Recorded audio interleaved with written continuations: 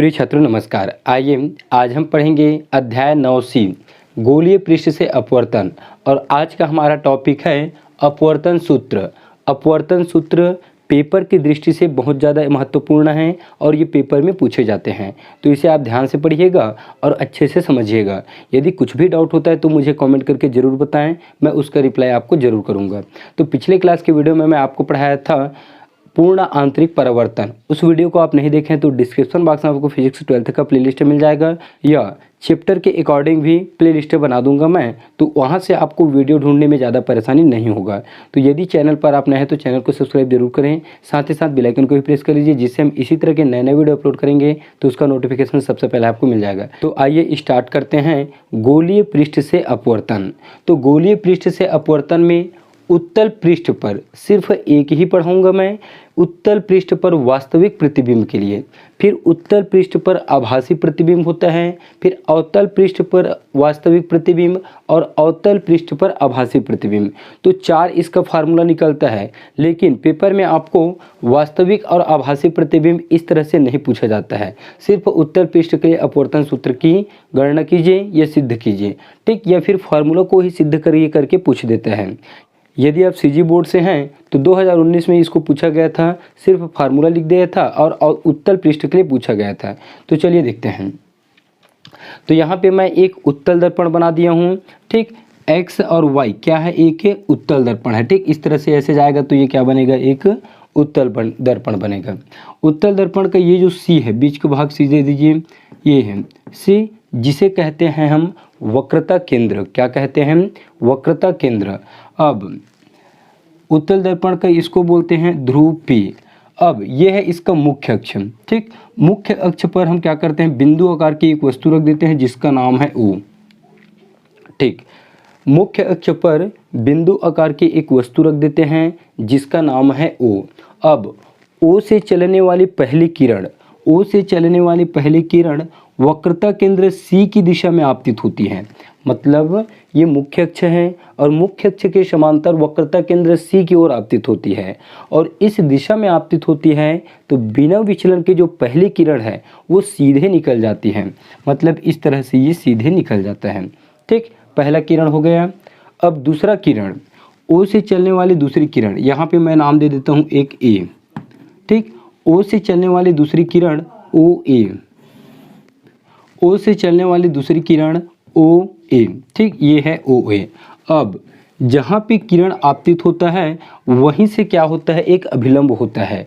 और अभिलंब कैसा होगा, ये इस तरह से C से जाते हुए, मतलब वक्रता केंद्र से होकर ही जाता है अभिलंब। ये आपतित बिंदु और ये वक्रता केंद्र C, ये हुआ हमारा अभिलंब, ठीक। इसको आगे की ओर बढ़ा देते हैं हम, तो इसको नाम दे देता हूँ मैं N। अब ध्यान दीजिए, इसमें 2 माध्यम करके ले लेते हैं हम। यहाँ पे एक μ1 माध्यम ले लेते हैं, ठीक, और ये अंदर में ले लेता हूँ मैं, ये है विरल माध्यम, विरल माध्यम, और अंदर के माध्यम को ले लेता हूँ मैं सघन माध्यम, सघन माध्यम। इस बिंदु को नाम दिए हैं हम A। अब जब प्रकाश किरण विरल माध्यम से सघन माध्यम में प्रवेश करता है तो अभिलंब की ओर झुकता है, और सघन से जब विरल में प्रवेश करता है तो अभिलंब से दूर हटता है। तो प्रकाश किरण देखिए इतना कोण बनाया यहाँ पे आपतन कोण आई, तो इतने ही कोण से क्या करेगा वो, तो प्रकाश किरण क्या होता है, इस दिशा में ये चला जाता है इस तरह से, और इसको ये, ठीक। तो इस दिशा में क्या होता है, प्रकाश किरण अपवर्तित हो जाता है, ठीक। तो ये आपतन कोण और ये अभिलंब है, और अभिलंब और अपवर्तित किरण के बीच के कोण को कहते हैं हम अपवर्तन कोण, अर्थात R कहते हैं। अब ध्यान दीजिए, ये है अपवर्तित किरण और एक किरण जो है वो सीधा जाता है, तो दोनों किरणें देखिए कहाँ पे मिल रहा है, इस बिंदु पर। तो यही बिंदु क्या होगा, वस्तु O का वास्तविक प्रतिबिंब होगा। क्या होगा, वस्तु O का वास्तविक प्रतिबिंब होगा, जिसे नाम दे देते हैं हम I, ठीक। तो ये चित्र कंप्लीट होता है। अब एक बार इसको अच्छे से देखेंगे। माना XY एक उत्तल दर्पण है जिसका ध्रुव P वक्रता केंद्र C है। मुख्य अक्ष पर बिंदु आकार की वस्तु O रखी है, ओ से चलने वाली पहली किरण वक्रता केंद्र सी की दिशा में आपतित होती है और बिना विचलन के सीधे निकल जाती है, तथा ओ से चलने वाली दूसरी किरण ओ ए, ठीक, यह है अभिलंब सी एन, अभिलंब की ओर झुकते हुए ए आई दिशा में चली जाती है। यहाँ पे आपतन कोण आई है, अपवर्तन कोण आर है और दोनों किरणें एक दूसरे को बिंदु आई पर मिलती हैं जो वस्तु ओ का वास्तविक प्रतिबिंब होगा। ठीक, इस तरह से इसका वर्णन है। वर्णन भी आपको जिस तरह से मैं आपको चित्र बताया हूँ उसी भाषा में आपको वर्णन स्क्रीन पे मिल जाएगा, बहुत ही आसान लगेगा, देखिएगा। ठीक, अब ध्यान दीजिए, यहाँ पे हम आपतित किरण और ये मुख्य अक्ष इसके साथ हम कोण बनाते हैं अल्फा। ठीक, अपवर्तित किरण और मुख्य अक्ष इसके साथ कोण बनाते हैं बीटा, अल्फा बीटा, और अभिलंब सी एन इसके साथ कोण बना देते हैं हम गामा। ठीक, इसको गामा कहते हैं, याद रखेंगे। अल्फा, बीटा और ये गामा, ये तीन कोण हम बना दिए। अब ये वस्तु है और ये ध्रुव है, इसके बीच की दूरी क्या होगा? यू होगा। वस्तु और ध्रुव के बीच की दूरी क्या होती है? यू। ये है सी, तो इसको क्या कहेंगे हम? वक्रता त्रिज्या आर कहेंगे। और आई प्रतिबिंब है, तो प्रतिबिंब की दूरी क्या होती है? प्रतिबिंब की दूरी होती है वी। ठीक, इस तरह से हमारा चित्र कंप्लीट होता है। वर्णन आपको मिल जाएगा। ठीक, अब चलिए देखिए इसका व्यंजक।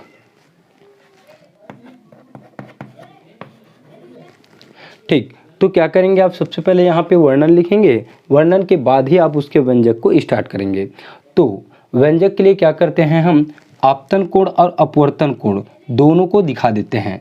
तो आपतन कोण क्या होगा? ओ ए एन। आपतन कोण, आपतन कोण ए ओ एन बराबर आई। ठीक, ये हुआ आपतन कोण। और आर क्या है? अपवर्तन कोण है। आर को कैसे लिख सकते हैं? सी ए आई। अपवर्तन कोण सी ए आई बराबर आर। ये दो कोण हम बता दिए। अब आपतन कोण मिल गया हमको, अपवर्तन कोण मिल गया, तो स्नेल का नियम क्या बोलता है? आपतन कोण की ज्या और अपवर्तन कोण की ज्या में एक निश्चित अनुपात होता है। तो स्नेल का नियम हम यहाँ पे लगा देते हैं। स्नेल के नियम से, स्नेल की नियम से, स्नेल का नियम देखिए, साइन आई आपतन कोण और साइन आर अपवर्तन कोण। ठीक, यहाँ पे होता है म्यू, म्यू इक्वल टू होता है, लेकिन माध्यम हमारे पास दो हैं, एक म्यू1 है और दूसरा म्यू2 है, तो दोनों माध्यम को हम साथ में लेके चलेंगे, तो म्यू2 बटे म्यू1 हो जाएगा ये माध्यम। ठीक, म्यू2 बटे म्यू1 इक्वल टू, ठीक, इसको तिर्यक गुणा करिए साइन आर का इसके साथ, तो म्यू2 और ये साइन आर इसके साथ गुणा होगा ये, तो म्यू1 और साइन आई हो जाएगा। ठीक, अब हम क्या जानते हैं? ये जो हमारा आपतन कोण है आई और अपवर्तन कोण है आर, ये क्या होते हैं? बहुत ही कम होते हैं, मतलब बहुत ही अल्प होते हैं, छोटा सा कोण बनता है। तो इस स्थिति में हम क्या करते हैं? जब साइन थीटा का वैल्यू बहुत ही छोटा होता है, मतलब अत्यल्प होता है, तब हम उसको क्या करते हैं? थीटा के इक्वल में लेते हैं। ठीक, साइन थीटा का वैल्यू जब बहुत ही छोटा होता है तो इसके थीटा के तुल्य ले लेते हैं हम। तो यहाँ पे भी हम लिख सकते हैं, यदि आई व, ठीक, आई व आर का मान क्या होता है? बहुत ही कम होते हैं, तब की कंडीशन में साइन आई को हम क्या करते हैं? आई के तुल्य लेते हैं और साइन आर को आर की तुल्य लेते हैं। ठीक, इस तरह से आप दिखा सकते हो इसको, मतलब ये आई के बराबर होता है और ये आर के बराबर हुआ है। ठीक, थीटा की तुल्य होता है, इसको बगल में आप लिख सकते हो। ठीक, अब इस वैल्यू को हम यहाँ पे पुनः रखेंगे, तो म्यू2 का म्यू2 हो जाएगा और साइन आर के जगह लिखेंगे हम सिर्फ आर लिखेंगे, म्यू2 आर, और ये होगा म्यू1, और साइन आई की जगह लिखेंगे हम सिर्फ आई, और इसको अब दे देते हैं समीकरण 1। चलिए अब आगे देखिए, यहाँ से हम क्या करेंगे? आई और आर का मान निकालेंगे। कहाँ से? इस चित्र की सहायता से। तो आई यहाँ पे है, देखिए ये आई, तो यदि हम इसको देखें, आई यहाँ पे है तो ये इस तरह से आ रहा है, ठीक, और ये इस तरह से। तो हम क्या करते हैं, ए ओ सी में बहिष्कोण की परिभाषा से हम आई का मान निकालते हैं। तो त्रिभुज, ये त्रिभुज ले रहा हूँ, अलग से बना देता हूँ मैं आपको समझाने के लिए। ये बनेगा आपका आई और ये इसके साथ बना है, मतलब यहाँ पे होगा सी और ये होगा ओ अल्फा और ये होगा गामा। ठीक, तो इस त्रिभुज को लेके चल रहा हूँ मैं त्रिभुज ए ओ सी में, त्रिभुज ए ओ सी में। ठीक, तो बहिष्कोण का नियम क्या होता है, ये जो बाहर में कोण बन रहता है इसके अंतः कोण के योग के बराबर होता है, अर्थात आई इक्वल टू मिलेगा हमको alpha plus gamma, alpha plus gamma. ठीक, कहाँ से, बहिष्कोण से। ठीक, इसी तरह से ये तो हमको आई का मान मिल गया। अब आर का वैल्यू देखिए, आर के लिए इस त्रिभुज का प्रयोग करेंगे। ठीक, देखिए त्रिभुज फिर मैं अलग बना रहा हूँ। ये है आपका बीटा, ये है आर और ये है गामा।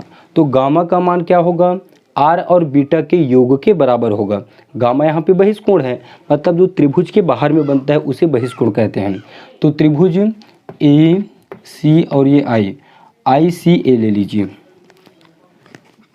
त्रिभुज आई सी ए में। ठीक, बहिष्कोण होगा गामा। तो गामा इक्वल टू मिलेगा हमको अंदर का कोण R plus beta, R plus beta, R plus beta. अब हमको आर का मान चाहिए तो बीटा को पक्षांतर करेंगे, तो आर का वैल्यू मिल जाएगा हमें आर इक्वल टू बीटा इधर आके क्या बनेगा, माइनस बनेगा गामा के साथ, तो ये होगा गामा माइनस बीटा। अब आर और आई इन दोनों का मान हम समीकरण 1 में रखेंगे, तो समीकरण 1, ठीक, इसको पूरा लिख लीजिएगा, यहाँ पे विरल माध्यम लिखा था मैं। ठीक, समीकरण 1 में आर व आई का मान रखने पर, तो चलिए रखिए मान, ये μ2 है और आर का वैल्यू क्या है देखिए, गामा माइनस बीटा बराबर ये है μ1। ठीक, और आई का वैल्यू है अल्फा प्लस गामा। ठीक, ये विरल माध्यम है, इसको यहाँ पे ऊपर में लिख लेना।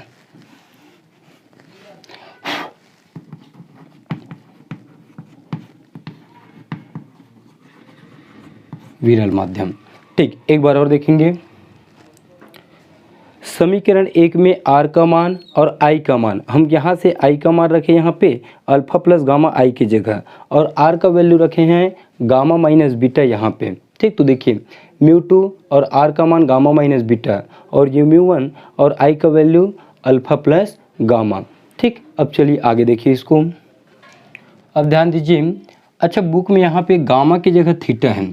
ठीक, गामा जहाँ जहाँ पे मैं लिया हूँ वहाँ पे थीटा है बुक में, तो उससे होगा कुछ नहीं, फिर भी चलिए बुक के अनुसार बनाएंगे, तो यहाँ पे थीटा चेंज कर देते हैं, ये थीटा, गामा को थीटा बना देता हूँ।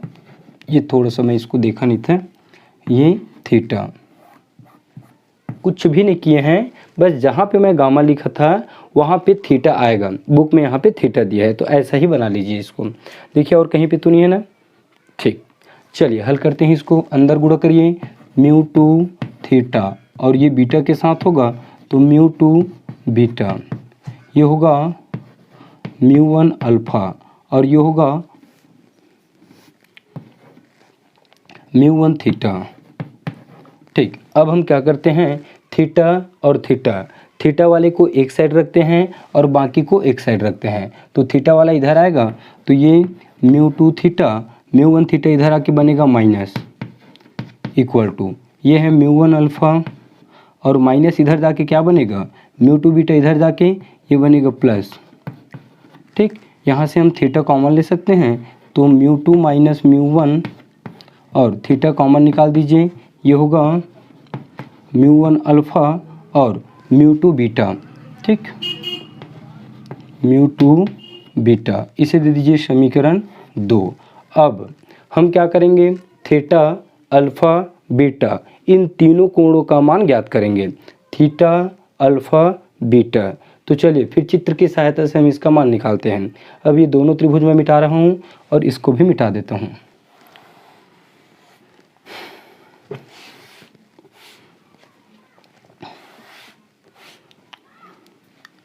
ठीक, तो हम एक सूत्र जानते हैं। सूत्र क्या जानते हैं? सूत्र कोण बराबर क्या होता है? चाप बटे त्रिज्या, क्योंकि थीटा अल्फा और बीटा कोण है। कोण बराबर होता है चाप बटे त्रिज्या। ठीक, तो इसी सूत्र की सहायता से हम अल्फा, थीटा और बीटा तीनों का वैल्यू निकालेंगे। तो अल्फा इक्वल टू क्या होगा? कोण अल्फा है, तो अल्फा के लिए यहाँ पे देखिए चाप ये बनेगा। ठीक, अल्फा है तो इसके सामने वाला चाप, चाप मतलब वृत्त जैसे बनते हैं ना, ठीक, तो उसी को कहते हैं चाप। तो अल्फा है तो इसके लिए चाप होगा ए और पी, तो चाप की जगह रखेंगे ए और पी। और त्रिज्या, त्रिज्या होगा इसके बीच की दूरी अर्थात ओ और पी। ठीक, ये होगा इसकी त्रिज्या ओ और पी। सेकंड, अल्फा के बाद बीटा। बीटा देखें, यह है बीटा कोण, तो इसके सामने का मतलब ये, इसके लिए भी यही चाप होगा। ठीक, बीटा के सामने ये है तो बीटा के लिए चाप होगा ए और पी। ए और पी चाप, इसके बाद इसके लिए त्रिज्या, तो ये चाप है तो इसके बीच की दूरी इसकी त्रिज्या हो जाएगा अर्थात ये पी और आई। तो पी और आई होगा इसके लिए त्रिज्या। Third number theta. Theta, theta के लिए भी क्या होगा?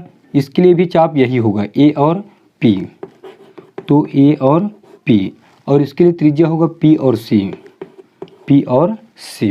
ठीक, तो इस सूत्र का प्रयोग किए हम। कोण बराबर चाप बटे त्रिज्या, चाप बी के लिए, बीटा के लिए पी ए बटे पी आई, और थीटा के लिए ए पी और पी सी, ये हुआ इसका मान। ठीक, अल्फा बीटा थीटा तीनों का मान समीकरण 2 में रखने पर, समीकरण 2 में मान रखने पर, मान रखने पर चलिए वैल्यू पुट करिए। μ2 माइनस μ1, और थीटा की जगह रखेंगे हम पी ए। ठीक, ए पी लिए हैं, चलिए ठीक ए पी रहने दीजिए, ए पी बटे पी सी। ठीक, और ये μ1 अल्फ़ा, μ1 रहने दीजिए अल्फ़ा। अल्फ़ा की जगह क्या रखेंगे हम? अल्फ़ा की जगह रखेंगे ए पी बटे ओ पी। ए पी बटे ओ पी। ठीक, फिर यहाँ पे प्लस है तो प्लस, और ये μ2 बीटा। बीटा की जगह क्या रखेंगे हम? ए पी, बीटा ये है ए पी बटे पी आई। ठीक, बीटा की जगह रखेंगे ए पी बटे पी आई। ए पी बटे पी आई। एक बार देखेंगे अल्फ़ा। ठीक, यहाँ से देखेंगे थीटा की जगह क्या रखें हम? ए पी बटे पी सी, यहाँ पे ए पी बटे पी सी। फिर अल्फ़ा, अल्फ़ा की जगह रखें ए पी बटे ओ पी, ए पी बटे ओ पी। फिर तीसरा बीटा, बीटा की जगह रखें ए पी बटे पी आई, ए पी बटे पी आई। चलिए इसको हल करिए।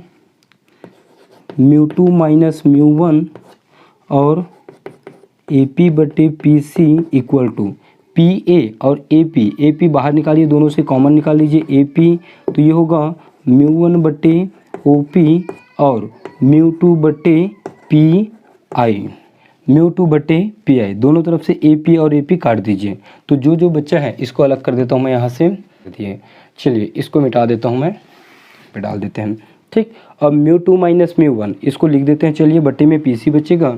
μ2 माइनस μ1 बटे पी सी इक्वल टू μ1 बटे ओ पी, μ1 बटे ओ पी और प्लस μ2 बटे पी आई।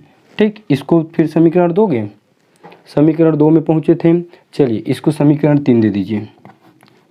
ठीक, अब हम क्या करते हैं? चिन्ह परिपाटी से P I, P C, P O और पी आई का वैल्यू निकालेंगे। चिन्ह परिपाटी से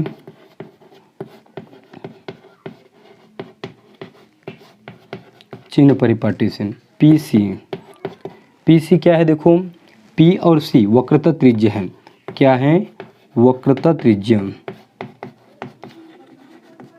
पी सी धनात्मक होगा कि ऋणात्मक होगा? ये ध्रुव है और हमको जाना है सी की ओर, तो इस ओर जाएंगे यदि हम धनात्मक दिशा में तो वो क्या होता है? धनात्मक प्लस होता है। यहाँ से इधर जाएंगे तो वो प्लस होगा, तो यहाँ प्लस लगाने के चाहिए लगा देते हैं। ठीक, पी सी के बाद पी ओ या ओ पी। ओ पी देखिए, ओ पी ये है, वस्तु है, और वस्तु क्या है? बाईं ओर स्थित है। ठीक, ये उत्तल पृष्ठ है और इधर बाईं ओर स्थित है वस्तु, तो वस्तु की दूरी यू, ये होगा ऋणात्मक। ठीक, वस्तु की दूरी, वस्तु की दूरी। ठीक, लास्ट बचा आपका पी आई। पी आई क्या चीज़ है? प्रतिबिंब की दूरी। प्रतिबिंब की दूरी को किससे दर्शाते हैं हम? वी से दर्शाते हैं। हमको जाना पड़ेगा उधर दायां साइड, तो वो होगा धनात्मक पी आई, ये होगा प्लस वी, प्रतिबिंब की दूरी। ठीक, इसको लिख लेना प्रतिबिंब की दूरी। ठीक, तीनों वैल्यू को चलिए समीकरण 3 में रखिए, यहाँ पे लिख लेना आप समीकरण 3 में मार रखने पर। तो ये होगा μ2 माइनस μ1 बट्टे पी सी का वैल्यू प्लस आर है इक्वल μ1 ओ पी का वैल्यू, देखो ओ पी का वैल्यू माइनस यू, और ये प्लस μ2 बट्टे पी आई का वैल्यू प्लस में वी है। ठीक, इसको जमा के लिखेंगे μ2 माइनस μ1 बट्टे आर, इसको पहले लिखिए μ2 बट्टे वी और μ1 बट्टे यू। ठीक,